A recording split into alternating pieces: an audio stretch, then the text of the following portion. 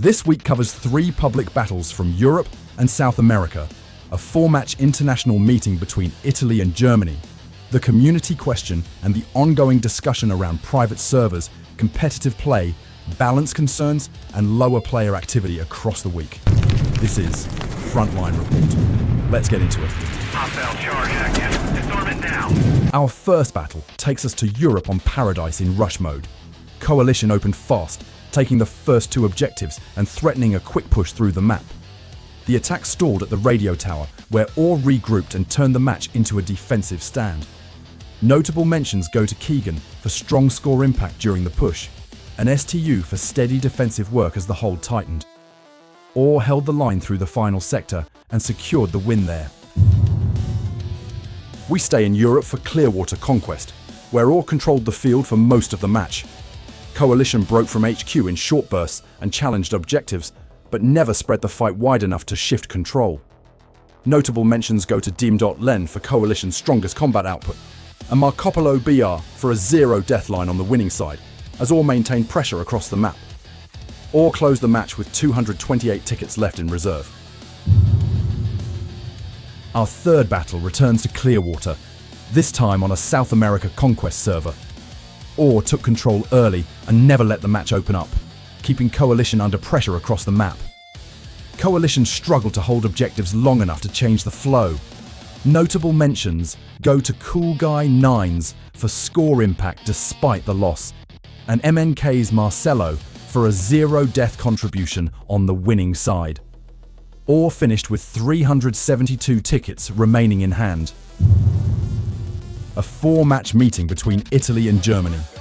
Germany controlled much of the top-end fragging, with Onyx, Fezzo, Snug24 and Incident applying pressure across multiple maps.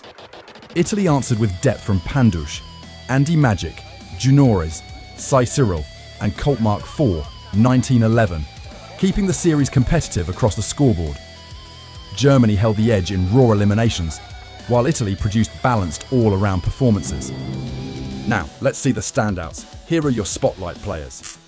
Match 1 for Coalition. Phobos finished with 38 kills, 10 deaths and 8 assists, helping drive the early attack that carried Coalition through the opening objectives. For Orre, Tomalane Levin Tap recorded 19 kills, 19 deaths and 6 assists while staying active during the defensive hold at the radio tower. Both players stood out through consistent involvement as Paradise shifted from Coalition momentum into an Orr defensive victory in the final sector. Match 2. For Coalition, Daxtac7 finished with 21 kills, 10 deaths and 5 assists while posting the team's highest score during repeated attempts to contest objectives. For Orr, Silly Goose recorded 27 kills, 17 deaths and 10 assists, remaining active as OR controlled the map and limited Coalition movement. Both players stood out through steady participation in a match defined by containment, pressure and objective control across Clearwater. To match 3. For Coalition, Ajod finished with 16 kills, 9 deaths and 3 assists, providing much of his team's combat output during a difficult Clearwater match. For Ori, MNK's I Lazaron recorded 28 kills, 1 death and 4 assists while maintaining pressure across the battlefield as Orr controlled the flow. Both players stood out through consistent performance during a decisive Orr victory that left Coalition unable to change the map state. For Italy, SD3P Polo finished the 4-match meeting with 142 kills, 33 assists and more than 20,000 total score, maintaining steady production across the series.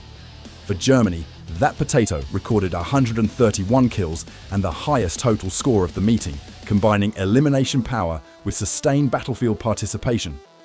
Both players stood out through consistent influence across the international set, without relying on a single isolated game. Frontline Report asked the community, one class only for the rest of your game. What are you choosing? Engineer starts with 11.1%. A smaller group, but every vehicle crew knows exactly why they matter. Medic and Recon finish locked together at 27.8% each. Keeping the squad alive or controlling the battlefield from distance. Assault takes the top spot with 33.3%, proving firepower and frontline pressure remain a favourite. Over the past several months, Frontline Report has documented battles from across the Forefront community, faction wars, community events, international matches, team recruitment, growing faction activity. And through that coverage, one trend has become impossible to ignore. Organized play is growing. What once existed as small groups of friends joining the same server has evolved into something much larger. Across multiple regions, players have formed teams, communities, and competitive groups dedicated to organized competition. Clan wars have been discussed for months. Teams have actively recruited for organized play. Community leaders have assembled large-scale events. Tournament organizers have begun building competitive leagues. Most recently, players from Italy and Germany came together to organize an international community battle. The competitive ecosystem is no longer theoretical. It already exists. As Frontline investigated discussions surrounding organized play, one topic appeared repeatedly: not private servers, not team balancing, but a much larger question: what should organized play look like inside Forefront? For some players, the answer appears straightforward. They point to faction wars, community events, and tournaments as evidence that organized competition needs better tools. Many argue that private servers would allow teams to organize events without interference from public matchmaking systems. Others suggest paid server rentals. Some propose dedicated event servers. Others recommend team locking systems, reserved player slots, or tournament administration tools. The goal remains largely the same: allow organized events to function without disrupting public play. But not everyone agrees on the solution. Across community discussions, players raise concerns that private servers or community-run servers could fragment the player base. Others pointed to examples from previous games where server browsers divided populations and reduced matchmaking quality. Some players believe public matchmaking should remain the primary focus of development. Others argue that large coordinated groups already create difficult experiences for casual players when they enter public servers together. And while much of the discussion centers around organized competition, another debate has emerged alongside it: team balancing. Several event organizers reported difficulty maintaining teams across multiple rounds after balancing systems redistributed players.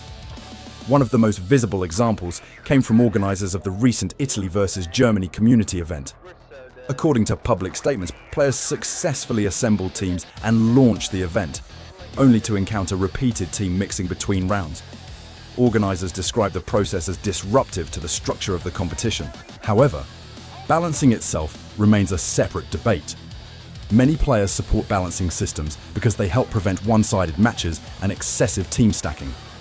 Others argue that balancing has introduced new frustrations without fully solving existing problems. Some players report repeated losses despite balancing measures.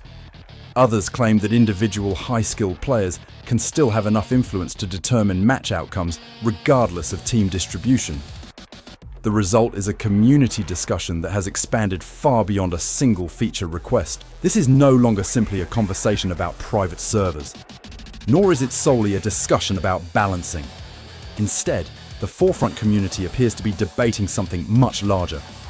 As organized competition continues to grow, how should it coexist with the public matchmaking experience? The evidence collected during this investigation reveals no clear consensus. There is support for private servers. There is support for dedicated event tools. There is support for stronger balancing. There is criticism of balancing. There are concerns about player-based fragmentation. There are concerns about tournament organization. What exists is not agreement. What exists is discussion. And that discussion is active.